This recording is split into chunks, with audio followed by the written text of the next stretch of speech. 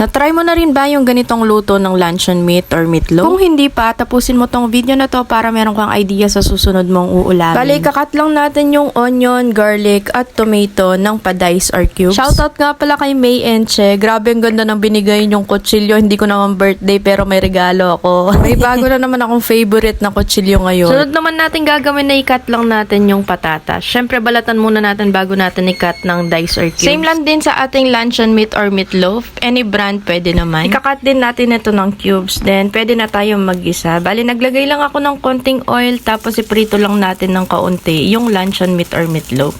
Then, isunod na natin yung patatas. Pag medyo malambot na yung patatas, pwede na natin isunod yung sibuyas at bawang. At syempre, yung kamatis natin. Pwede mo na rin nga ilagay yung ibang pampalasa mo dyan. Ang nilagay ko nga dyan is paminta, asin, at konting MSG lang. Pwede kang maglagay ng patis, pero nasa sayo na kung anong seasoning pang gusto mong ilagay. Maglalagay din tayo dito ng konting tubig para medyo lumambot yung ating patatas. Kayo na rin mag-adjust kung gusto nyong medyo masabaw or medyo tuyo yung pagkakaluto. Pero sa akin, ito okay na to. Hintayin mo nga lang kumulo, then okay na. Ayan nga at meron ka na naman idea sa susunod mong uulamin. Yun lang, babu!